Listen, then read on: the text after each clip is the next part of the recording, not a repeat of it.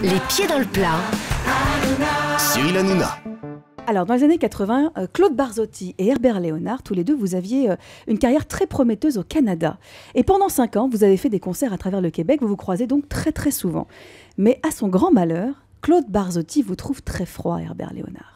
Et il est assez triste que vous ne lui parliez jamais. Je précise que tous vos amis nous ont dit que vous aviez l'air assez froid en apparence, mais que vous étiez en réalité un ami des plus chaleureux et des plus profonds. Hein, bref.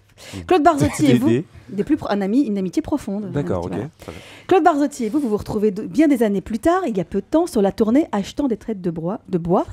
Et il vous Traite de bois. Je crois qu'il picole. Hein. J'ai mal à la gorge.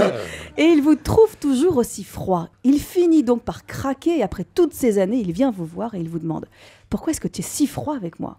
Et là, vous lui répondez à votre tour, vous craquez à votre tour « Il paraît que tu es jaloux de moi, que tu veux ma carrière !» Estomaqué, il vous répond que pas du tout. Et vous vous rendez compte que vous avez été monté contre lui. Et finalement, vous tombez dans les bras l'un de l'autre. Et depuis, vous êtes devenus très amis, au point que vous l'avez même remplacé au pied levé pour un concert en 2011, quand il a eu des ennuis de santé. Et il paraît que vous vous êtes vus il y a une dizaine de jours. Vous avez littéralement flashé sur sa voiture, d'ailleurs. C'est lui qui nous a raconté tout ça et il vous demande quand est-ce qu'il peut récupérer la voiture. Non, mais tout ça, c'est absolument vrai, oui, c'est vrai. Mais qui vous avez monté contre Claude Barzotti? Mais j'avais un agent, enfin un manager, qui s'est occupé de moi pendant 25 ans et qui était c'était lui qui était très jaloux de Barzotti. Il avait peur qu'il me fasse de l'ombre, donc c'est vrai qu'il me montait un peu contre lui, il me racontait des conneries, quoi. Il me disait, ouais, Barzotti est jaloux de toi, il veut prendre ta place, parce que c'est vrai que j'étais très très star au Québec, je le suis d'ailleurs entre nous toujours, et lui moins, mais bon, et puis donc un jour j'ai mis fin à tout ça, c'est par la suite que j'ai appris que toutes les malfaçons de ce type. Non, pas de nom. Herbert, est-ce que vous avez eu un ennemi vraiment dans la chanson? Un ennemi? Oui. Ah, si j'en ai, je le sais, je les connais pas. Mais sinon, non, vous n'avez jamais eu vraiment un ennemi, quelqu'un qui vous entendiez pas du tout? Non, a priori, non. Non. Vous êtes plutôt cool, vous, hein? Je suis très cool, moi. Vous faites votre truc dans votre coin. Écoutez, moi, je viens partout où on me demande de venir. Quand on me demande un autographe dans la rue, je le donne. D'accord, donc vous venez partout où on vous demande de venir. Ça veut dire que si je suis en panne sur l'autoroute à 4h du matin, je peux vous appeler? Vous pouvez toujours essayer. Merci, je vous appellerai. Laurent Guimier. Alors, vous avez parlé de votre mariage tout à l'heure. Hein, vous êtes marié il y a 9 ans, Herbert Léonard. Après 37 ans de vie commune avec votre compagne, Cléo.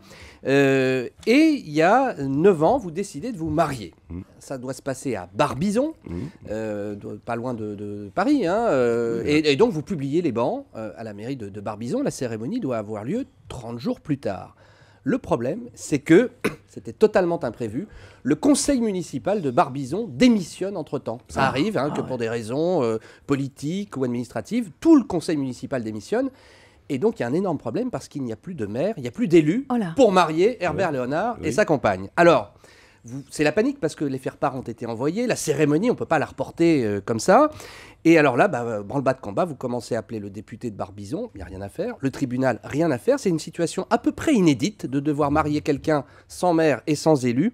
Et finalement, le sous-préfet nomme un administrateur provisoire et des assesseurs pour gérer la commune dans l'attente de l'élection d'un nouveau conseil municipal. Et c'est donc un ancien commissaire de police qui vous a marié avec votre épouse. Absolument. C'est quand même fou cette histoire. C'est complètement dingue, ouais. Et le clou du spectacle, c'est quand ma fille qui était témoin donc de sa mère a demandé au fait, et maintenant les anneaux, ils sont où les anneaux? Et nous on a dit, on s'est regardé, Cléo et moi, on s'est dit. Mais quels anneaux? Ça faisait quand même 37 ans que vous étiez ensemble, hein, je peux quand même le dire. Mais pendant 37 ans, on n'a pas eu besoin d'anneaux. C'est ça. Et donc, il a été marié par un ancien commissaire de police. Mais c'est prévu par la loi. Dans ce genre de circonstances, c'est prévu par la loi. C'est extrêmement rare. C'est très rare. Alors, ça, je sens que ça va plaire à Pierre. Ça, je le sais. Ça, je le connais, mon Pierrot. Allez, Jean-Luc Lemoyne. Alors, on l'a dit, vous avez fait partie d'un groupe qui s'appelait les Lionceaux, et vous le savez sans doute, les Lionceaux, c'est aussi le surnom des joueurs de Sochaux. Oui. Et puisque vous êtes fan de foot, vous le savez, et vous êtes tellement fan que vous avez fait partie d'une équipe, le Variété Football Club de France. Non, les Globetrotters. Ah, je croyais que c'était Variété qui s'était transformé en Globetrotter. Oui. Non, en fait, il y a une scission à un moment donné dans l'équipe et ça a donné les variétés d'un côté et les Globetrotters de l'autre. D'accord. Donc c'est ce qui va se passer également ici. Il va y avoir une scission à un moment et on en est proche. Oui. Et un jour, donc, c'était un match des Globetrotters, c'était un match contre Marseille ou Toulon. C'est Georges Chelon qui nous l'a raconté, il se souvenait plus très bien. Il paraît que vous avez réalisé une reprise de volée absolument mémorable, le genre d'action dont on est fier toute sa vie. Et pour couronner le tout, il se trouve que le match était filmé par FR3 et ce souvenir est donc gravé pour toujours quelque part dans les archives de l'INA. Alors est-ce que vous avez cherché les images et est-ce que c'est dans un de vos passages télé préférés finalement de toute votre carrière? Ah mais je suis très fier de ce but. Il y avait déjà 15 000 personnes mais je crois qu'il se trompe, c'était pas Sochaux, je crois que c'était... non, il disait Toulon-Marseille. Ah oui, Toulon-Marseille. Voilà. Je faisais juste un rapport avec les Lyonceaux. Non, il se trouve que Didier Roustan jouait avec nous à cette époque-là, il faisait les commentaires du match qui suivait et il a demandé à la régie pour qu'on ait un souvenir personnel, de filmer le match. Et le lendemain, je me suis réveillé à mon hôtel en train de regarder Téléfoot. Et qu'est-ce que je vois? Je vois Didier Roustan en train d'expliquer à un tableau comment il fallait que l'avant-centre se place sur un centre de gauche. Et je vois le but que je marque. Non, c'est génial. C'est extraordinaire. D'ailleurs, c'est Didier Roustan qui faisait le centre. C'est ça. Il a fait un centre superbe. Et vous magnifique j'étais à la bonne place pour faire une reprise de volée. J'ai vu ça à la télévision. Je suis passé devant, je sais pas, 20 millions de personnes qui regardaient le téléfoot à l'époque. C'était extraordinaire. Et pour finir sur le foot... j'ai la bande. Vous l'avez la bande. Vous jouiez à l'époque tous les mardis soirs au stade de la Porte de la Plaine et il paraît que vous avez même chanté pour le plaisir votre grand tube à vos coéquipiers dans les vestiaires avant même la sortie du titre.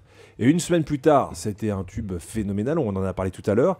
Et il paraît que tout le monde était content parce que ça garantissait à toute votre équipe qu'on continuerait à vous prêter le stade. Ah oui, c'est bien possible. C'est fort probable d'ailleurs même. Pierre Bellemare, alors il y avait 3 bonnes infos sur Herbert Léonard. Sont toutes les 3 excellentes. Mais il y en a une qui est meilleure que l'autre. Que les 2 autres. Elle est plus amusante. C'est laquelle? Bon, c'est le mariage. C'est le mariage, c'est sûr. J'en étais sûr. Je connais Bellemare. Europe 1, les pieds dans le plat. Tous les jours, 10h30, 12h30. Cyril Hanouna.